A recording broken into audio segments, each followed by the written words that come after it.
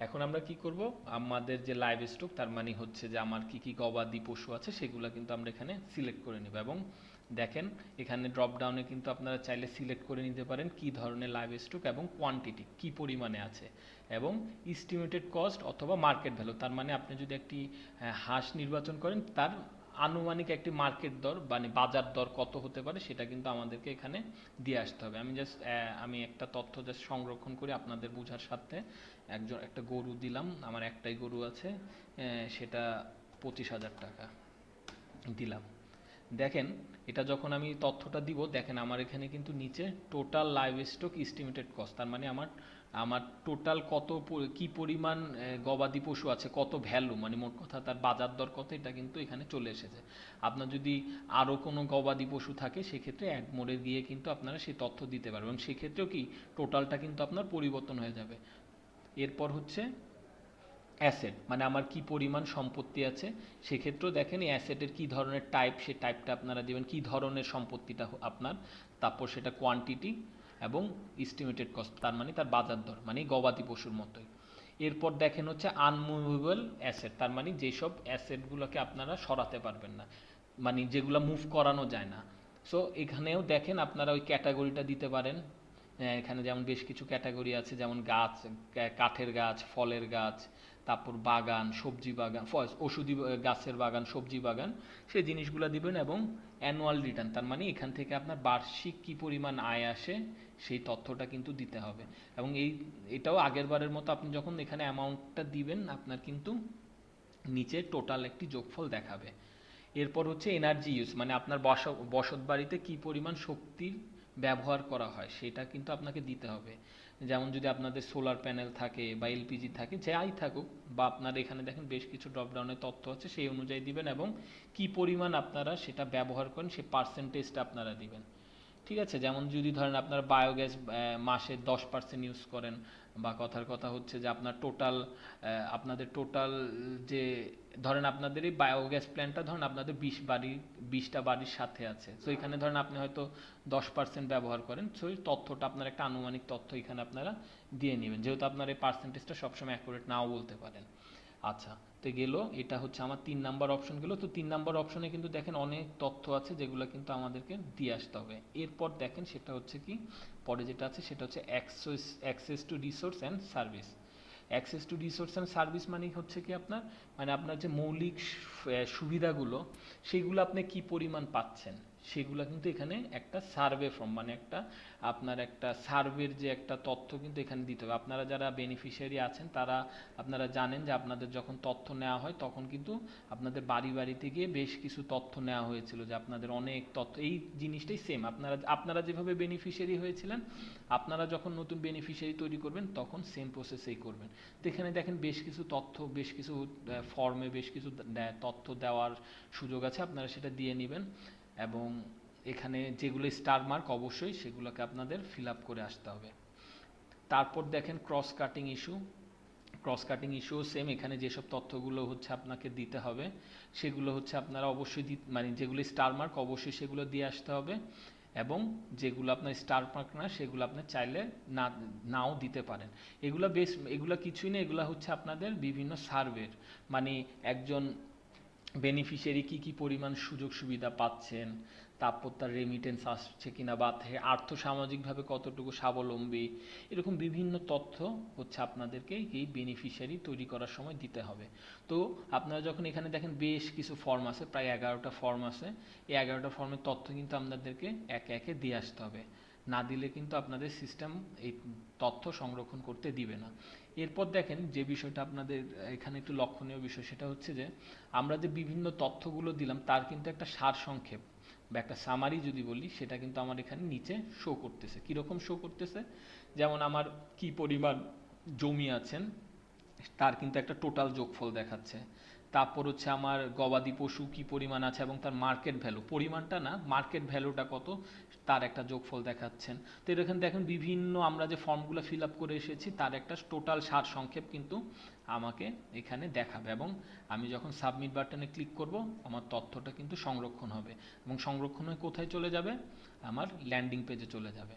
তো আমি একটু আসেন ল্যান্ডিং পেজে আমরা দেখি, এই যেখানে দেখেন আমরা বিভিন্ন তথ্য কিন্তু অলরেডি সংরক্ষণ, এখানে কিন্তু আপনাদেরই তথ্য, এখানে 41,001 এগুলো কিন্তু আপনাদেরই তথ্য, আমরা কিন্তু সংরক্ষণ করে রেখেছি। এবং দেখেন সবার কিন্তু স্ট্যাটাস কিন্তু অ্যাপ্রুভ করা, তার মানে কি আপনারা সবাই তো অ্যাপ্রুভড, না হলে তো আপনারা বেনিফিশিয়ারি হতেন না। কিন্তু আপনারা যখন পরবর্তীতে করবেন তখন কিন্তু এটা অ্যাপ্রুভ থাকবে না, তখন ওভাবে কিন্তু অ্যাপ্রুভ করায় নিতে হবে। তো যাই হোক, আমরা আসেন এখানে যে ল্যান্ডিং পেজে বেশ কিছু বাটন আছে, এটা নিয়ে একটু জাস্ট একটু আলোচনা করি। যেমন ইডিট, ডিটেলস, ডিলেট, এগুলো তো আমরা এর আগেও আলোচনা করেছি। ইডিটে আমরা দেখতে পারবো, সরি ইডিটে আমরা কোনো কিছু এডিট করতে পারবো, তথ্য মুছতে পারবো বা ওটা নতুনভাবে অ্যাড করতে পারবো। ডিটেলস আমরা তথ্যটা দেখতে পারবো এবং ডিলেটে আমরা ডিলেট করতে পারবো। এখানে দেখেন আরও দুইটা নতুন বাটন আসছে, সেটা হচ্ছে ডিঅ্যাক্টিভেট এবং ইনসিডেন্ট। তো ডিঅ্যাক্টিভেট বিষয়টা কি? ডিঅ্যাক্টিভেট বিষয়টা হচ্ছে, যেমন ধরেন আমরা কোনো বেনিফিশিয়ারিকে চাচ্ছি যে সে ধরেন কোনো ইনসিডেন্ট বা সে কোনো সংঘর্ষে জড়িয়েছে বা সে কোনো এমন কোন আপনার এমন একটা কর্মকাণ্ড করেছে যেটা আসলে আপনার ওই এফসিবির সাথে যায় না, তখন আমরা চাইলে সেই বেনিফিশিয়ারিটাকে সাজা স্বরূপ বা তাকে পানিশমেন্ট স্বরূপ আমরা তাকে কি করতে পারি, তাকে ডিঅ্যাক্টিভেট করতে পারি।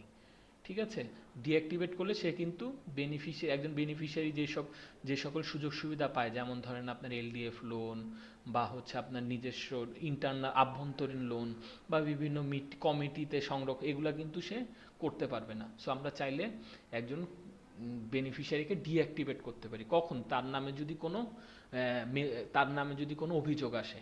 আচ্ছা, এখন যে তার নামে যে কোনো অভিযোগ আসে বা আসবে, সেটাও তো আমাদের একটা সংরক্ষণ করার বিষয় আছে, যে আমার তো আসলে জানতে হবে যে আমি এই বেনিফিশিয়ারিকে যে ডিঅ্যাক্টিভেট করলাম বা ডিলেট করলাম, কেন করলাম। তো এটার জন্য দেখেন আমাদের আরেকটি বাটন আছে ইনসিডেন্ট। ইনসিডেন্ট আমরা কি করব, ইনসিডেন্ট আমি একটু ক্লিক করি। দেখেন ইনসিডেন্টে ক্লিক করলে কিন্তু একটা ফর্ম চলে আসছে এবং সেখানে একটা ক্রিয়েট নিউ বাটন আছে। আমি একটু ক্রিয়েট নিউ বাটনে যাই। তো এখানে দেখেন ইনসিডেন্ট মানে সে কোনো সংঘর্ষে অথবা সে কোনো খারাপ কর্মকাণ্ডে লিপ্ত হয়েছে কিনা সেই তথ্যগুলো কিন্তু আমরা এখানে চাইলে সংরক্ষণ করতে পারি। যেমন সর্বপ্রথম আপনারা দেখতে পাচ্ছেন এখানে বছর আছে, কোন বছরে করেছে, কোন মাসে, কোন বছরের কোন মাসে।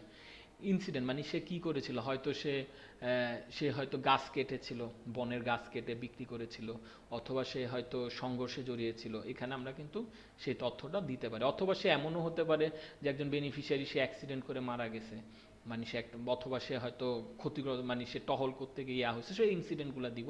তারপর ডিসিশনটা দিব, মানে এই ইনসিডেন্টের পরিবর্তে তার ডিসিশনটা কি হয়েছে সেই ডিসিশনটা দিব।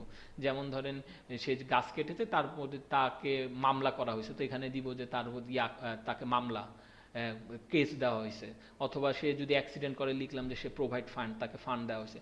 অ্যাকশনটা দিব বা অ্যাকশনটা কি সেটা অ্যাপ্রুভ কিনা, মানে এবং স্ট্যাটাসটা দিব, স্ট্যাটাসটা পেন্ডিং অথবা কমপ্লিটেড কিনা, তার মানে তার বিরুদ্ধে যে অ্যাকশন এবং ডিসিশন নেওয়া হয়েছিল সেটা কি অবস্থায় আছে, পেন্ডিং অবস্থায় আছে নাকি কমপ্লিট হয়ে গেছে, মানে হয়তো সম্পূর্ণ হয়ে গেছে। সো এই তথ্যগুলো দিয়ে যখন আমরা সাবমিট বাটনে ক্লিক করব, আমার কিন্তু তথ্যগুলো সংরক্ষণ হয়ে যাবে। তো আমি আরেকটু ব্যাক করি বেনিফিশিয়ারিতে।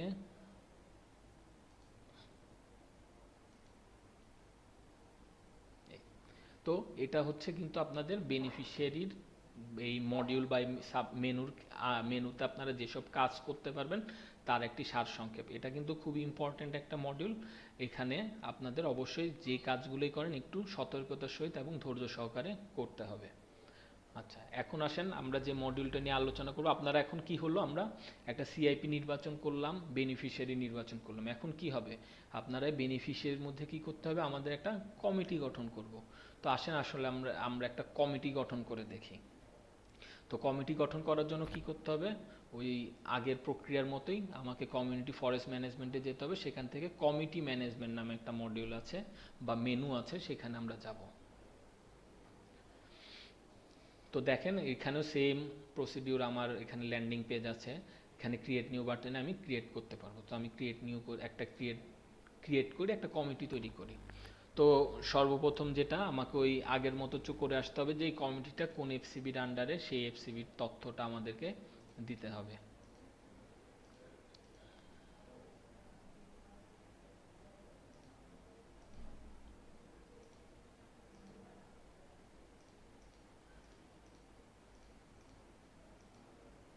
এবং সেই কমিটি কোন জেলা উপজেলার আন্ডারে পড়েছে বা কোন ইউনিয়নের আন্ডারে পড়েছে সেই তথ্যটা আমরা দিয়ে নিব। তারপর এনজিওর ক্ষেত্রে কি হবে, নট অ্যাপ্লিকেবল, যেহেতু এখন আর এনজিও কাজ করবে না। এখন দেখেন কমিটি টাইপটা দিতে হবে। এই কমিটি টাইপটা কি, এটা কোন ধরনের কমিটি, এটা কি এক্সিকিউটিভ কমিটি, সাব কমিটি নাকি কোঅর্ডিনেশন কমিটি। সো কমিটি টাইপটা কিন্তু আমরা এখানে দিয়ে নিব। দেওয়ার পর আমাদের কি করতে হবে, কমিটির নেমটা দিতে হবে। যেমন এক্সিকিউটিভ কমিটির ক্ষেত্রে আমাদের নেম একটাই আছে, সেটা হচ্ছে এক্সিকিউটিভ কমিটি। এবং যদি আপনারা সাব কমিটি যান সেক্ষেত্রে দেখবেন কিন্তু আমাদের বেশ কিছু কমিটির নাম আছে, যেমন আপনার ভিসিএসসি মানে আপনার ঋণ এবং সঞ্চয় কমিটি, তারপর প্রকিউরমেন্ট কমিটি, তারপর হচ্ছে ভিলেজ প্রোটেকশন কমিটি, বিভিন্ন ধরনের কমিটির নাম আছে। তো আপনারা সেভাবে আপনাদের যে কমিটি, সাব কমিটির মধ্যে যে ধরনের কমিটির নাম দিয়ে নেবেন। তো আমি একটা এক্সিকিউটিভ কমিটি দিয়ে কিন্তু আমি দেখিয়ে দিচ্ছি আপনাদের। তো কমিটি গঠনের তারিখটা দিতে হবে, যে কোন তারিখ কমিটিটা গঠন হয়েছিল, এবং কমিটির এন্ড ডেট মানে এটার মেয়াদকাল কবে, সেই তারিখটা আমরা শেষ মানে সেটা মেয়াদের শেষ তারিখ কবে সেটা দিয়ে নিব। এবং দেখেন কমিটিতে কিন্তু আপনার অনেকগুলো সদস্য থাকবে এবং এক একজন সদস্যের কিন্তু ডেজিগনেশন থাকবে, সেই তথ্যগুলো আমাদের দিতে হবে। তো এক্সিকিউটিভ কমিটির ক্ষেত্রে আমাদের এই 4 ধরনের ডেজিগনেশন দেওয়া আছে, বা আপনারা এই 4 ধরনের ডেজিগনেশনে কিন্তু কাজ করে অভ্যস্ত, সেভাবেই দেওয়া। তো আমি সেভাবে দিয়ে নিব। কনভেনার দিব মানে আহ্বায়ক, সেখান থেকে আহ্বায়ক কে হবে তার নামটা দিব। দেখেন এখানে কিন্তু আমার এফসিবির নামগুলো চলে আসছে এবং তাদের এনআইডি সহ কিন্তু চলে আসছে।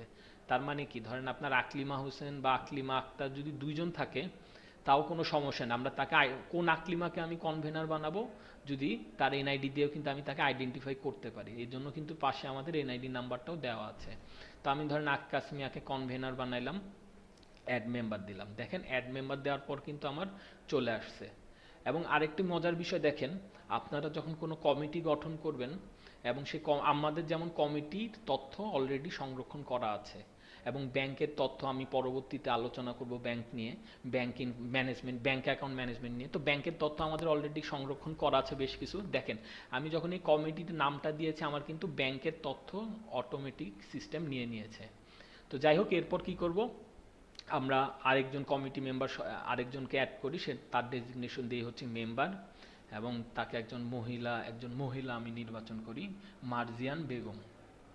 দেখেন অ্যাড মেম্বার যখন দিব এখানে দেখেন আমার একটা রেশিও চলে এসেছে, তার মানে আমার এই কমিটিতে কতজন মেল কতজন ফিমেল মানে কতজন পুরুষ কতজন মহিলা, এবং তাদের অনুপাতটা কিন্তু আমাকে এখানে দেখাচ্ছে। এবং আমি যখন এখানে সেভ বাটনে ক্লিক করব তাহলে কি হবে, আমার কমিটিটা কিন্তু তৈরি হয়ে যাবে। আমি এখানে সেভ বাটনে ক্লিক করলাম না, আমি জাস্ট ব্যাক করে আপনাদের যেহেতু আমার তৈরি করা আছে আমি জাস্ট দেখাচ্ছি। এই যে দেখেন আমার যখন এখানে আমি সেভ বাটনে ক্লিক করবো, এই যে আমার কিন্তু এখানে চলে আসবে আমার কমিটির তথ্যগুলো। এবং দেখেন এখানে আপনারা এডিট ডিটেলস এবং ডিলিট বাটন, তার মানে চাইলে দেখতে পারেন অথবা মডিফাই করতে পারেন অথবা চাইলে ডিলিট করেও দিতে পারেন। এই হচ্ছে আমাদের কমিটি ম্যানেজমেন্ট। আচ্ছা, এরপর দেখেন যে বিষয়টা আমরা দেখব সেটা হচ্ছে কমিটি অ্যাপ্রুভাল। সো কমিটি অ্যাপ্রুভালটা কি, কমিটি অ্যাপ্রুভালটা কি, আমরা যখন একটা কমিটি তৈরি করব সেই কমিটি কিন্তু আমরা চাইলেই তো একটা কমিটি তৈরি করতে পারি না, সেটা তো অবশ্যই অ্যাপ্রুভ হয়ে আসতে হবে। তো সেই অ্যাপ্রুভটা করবে কে, অ্যাপ্রুভটা করবে আপনাদের রেঞ্জ অফিসের রেঞ্জ কর্মকর্তা, এবং কে করবে, অথবা আপনাদের ডিভিশনের যে ফরেস্ট কর্মকর্তা অথবা ফরেস্ট ডিভিশন ডিএফও স্যার যিনি আছেন উনি কিন্তু আপনার অ্যাপ্রুভ করবে। তো আমরা এই কমিটিটা চাইলে ওনার কাছে অ্যাপ্রুভালের জন্য পাঠাতে পারি। তো এর জন্য কি, যে দেখেন আমার কমিটি অ্যাপ্রুভাল নামে একটা মেনু আছে, কমিটি ম্যানেজমেন্টের ঠিক পরের মেনুটাই।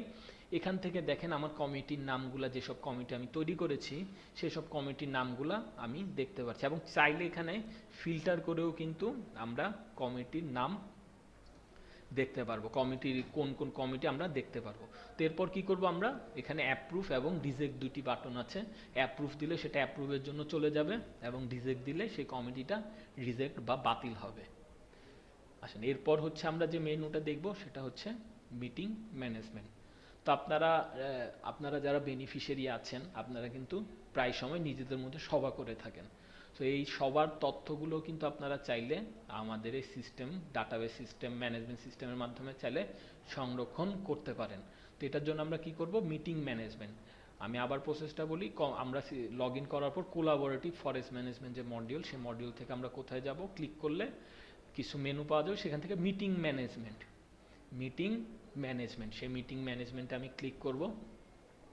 ক্লিক করার পর বরাবরের মতো আমার মিটিং ম্যানেজমেন্টের ল্যান্ডিং পেজ আসবে এবং ক্রিয়েট নিউ বাটন থাকবে। সেখান থেকে ক্রিয়েট নিউ বাটনের মাধ্যমে আমরা কি করতে পারি, ক্রিয়েট করে নিতে পারি।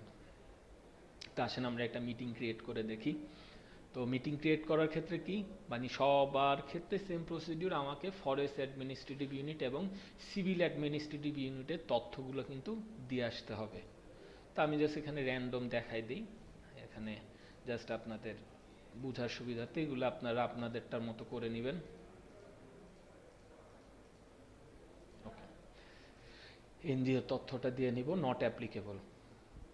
তারপর হচ্ছে মিটিংয়ের টাইটেলটা, কোন ধরনের মিটিং হয়েছে সেটা, যেমন ধরেন আপনাদের হয়তো লিখতে পারেন যে এফসিবির মাসিক মিটিং, তাহলে কি লিখবো, এফসিবি মান্থলি মিটিং, অথবা যে মিটিংয়ে যে কারণে সভাটা করা হয়েছে সেই সবার টাইটেলটা দিব, ভেন্যুটা দিব, মানে কোথায় হয়েছে, হয়তো রেঞ্জ অফিসে হইতে পারে অথবা কোনো কারো বাসায় হইতে পারে, কোনো এফসিবিতে হইতে পারে, সেই ভেন্যুটা আমরা এখানে দিয়ে নিব।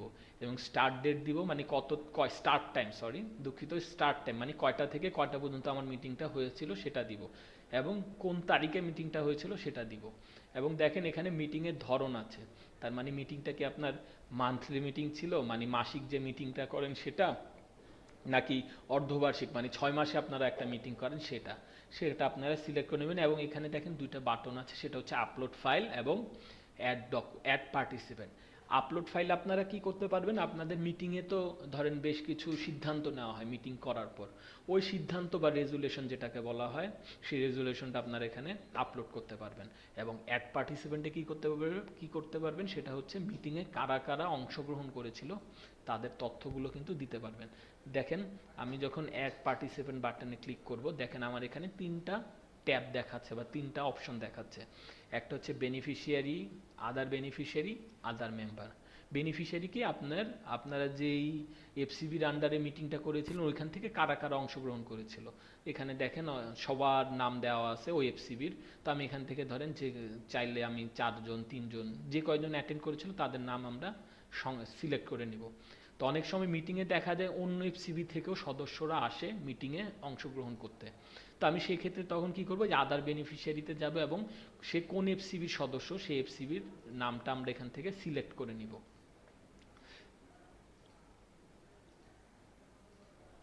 আমি সিলেক্ট করে নিব।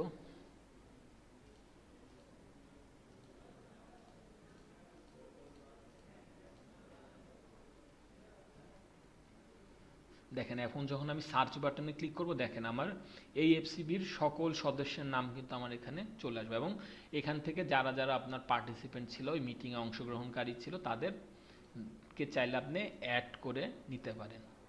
এবং এখানে আরেকটি অপশন আছে, সেটা হচ্ছে কি আদার মেম্বার।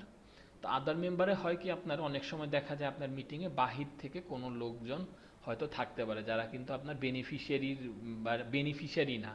হয়তো এমন হলো যে আপনার সুফল প্রকল্প থেকে কেউ একজন আপনার মিটিংয়ে অংশগ্রহণ করলো, তখন কিন্তু চাইলে আপনারা তার নাম, তার মোবাইল নাম্বার বা তার অ্যাড্রেস কিন্তু এখানে লিপিবদ্ধ করতে পারেন।